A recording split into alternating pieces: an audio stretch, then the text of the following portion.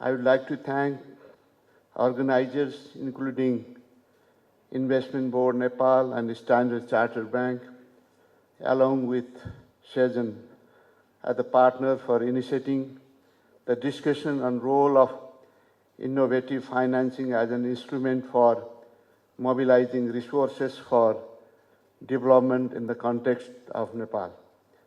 As we are in the process of preparation of annual budget, it is very timely and relevant to address huge resource gap in the development and finance. We need enormous resources for financing SDGs, meeting infrastructure gap, addressing climate change challenges, and attending inclusive, broad-based, and sustained economic growth. The conventional wisdom has been that the responsibility of managing development finance lies solely with the government. However, the successful mobilization of innovative financing tools in similar economies, such as blended finance, green bonds, and green loans, among others, has taught us to share the state responsibility of resource mobilization by other actors, including development finance institutions and private institutions.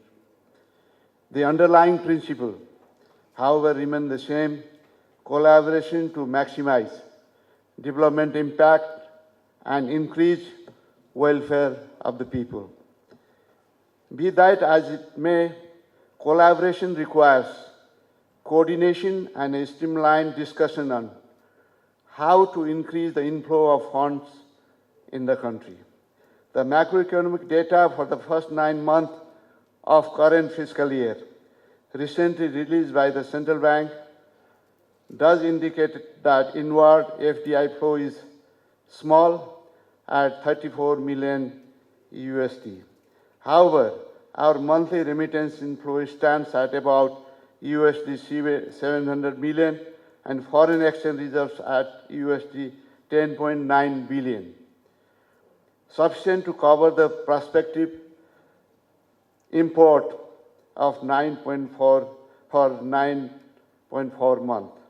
Let me inform you that the inflow of international finance has been historically low and quite volatile. We are member of the WTO. We have adopted liberal economic policy for more than 3 decades. Our current account of balance of payment is convertible. Our currency is pegged with Indian rupees, but for rest of the convertible currencies exchange rate is market determined. Nepal is managing its macroeconomy with sufficient focus on stability and resilience. With comfortable level of foreign debt and absence of any commercial international bonds, it is relatively safer from short-term shocks and volatility as manifested by Nepal's resilience in the global financial crisis of 2007. This has been proven to be a structural advantage to the country, where major global financial events have not much impacted Nepal significantly. Despite all this strength,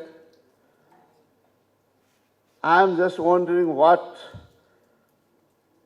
is missing, which, because of that, we are not able to bring in innovative financing to complement financing needs of the country. Therefore, my first concern is, are we adequately communicating the positive macroeconomic story of Nepal to global community? Nepal has neither defaulted debt servicing in history, nor has any international company been denied of the facility to repatriate profits. This creates an extremely positive story. Our credit history as a country is tremendously positive. We need to highlight this in the international financial markets.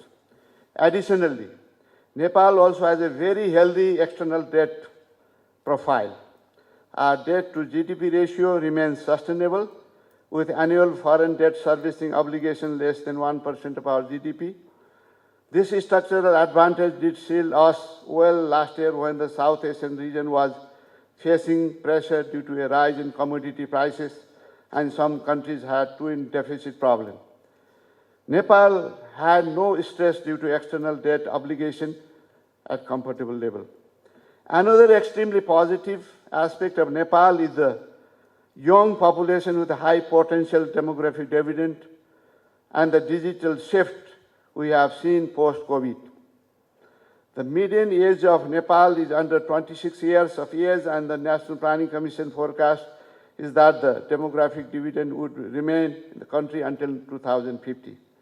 We still will be having a young population that would be supporting economic activities of the country for the next 25 years. Our challenge would be to optimize the advantage of the resources that we have. Currently, we are not fully capitalizing the strength, and it is a fact that we have more than 3 million migrant workers in foreign employment. It is somehow supporting our economy in the form of remittance, which also has not been adequately channelized into productive sector investments. Lastly, our immense potential for sustainable finance, including renewable energy, is an example to the world. Innovative financing tools would also mean benefiting from global structures that reward net zero initiatives. This is also need to be brainstormed further. My second concern, therefore, is are we focusing on return of project investment? Nepal is in a process of sovereign credit rating, which has been delayed due to COVID. We are considering to resume the process so that investors would have much confidence to make investment.